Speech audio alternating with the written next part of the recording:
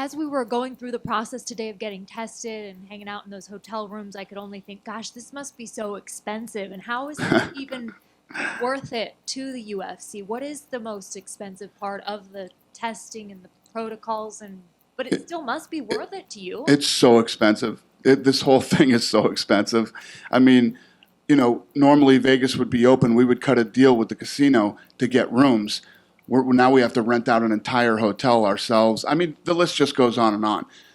But like I told you guys the other day, the way that I always think and look at stuff like this is I always try to solve the problems. We're going to solve the problems. We're going to figure it out. The show's going to go on. I'm not just going to go home and stay in my house and not figure out my employee.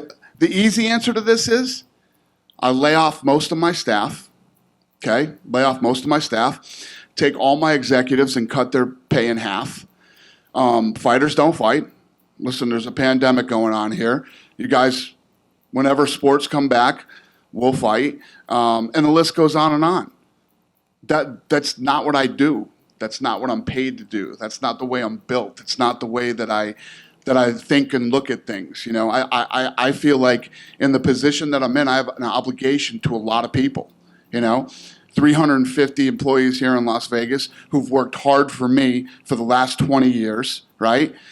Fighters, when I talk about the fighters, this sport has grown as big and as fast as it has because of nights like tonight. These kids come in and they perform. You know what I mean? I'm getting fucking goosebumps telling you the story. They perform and they put on great fights every time they step in the octagon. I can count in one hand how many times I've left a show and go, God, that whole show sucked. You know what I mean? In 20 years, I can count in one hand how many times.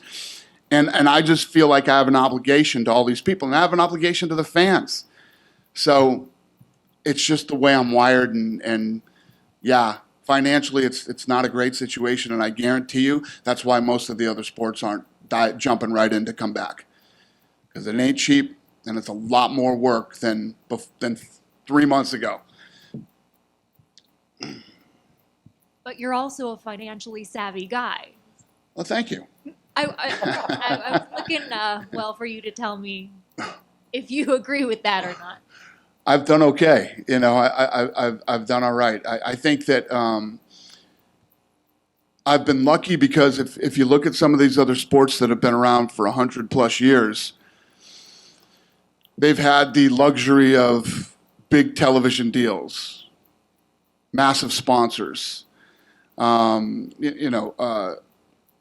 of support from the media, and the list goes on and on. I had none of that starting out. We had to figure out how to make this thing work, how to make this business make money and pay, because what people forget is there are people who invest in this business. There are people that put money into this thing to make this work, especially, during times like this, So the people who take the risk have to get some reward. The fighters got to get paid. My employees got to get paid. The list goes on and on. We figured it out, and that's what we do. We figure these problems out, and I love it. That's really where I thrive. Chaos. I love it.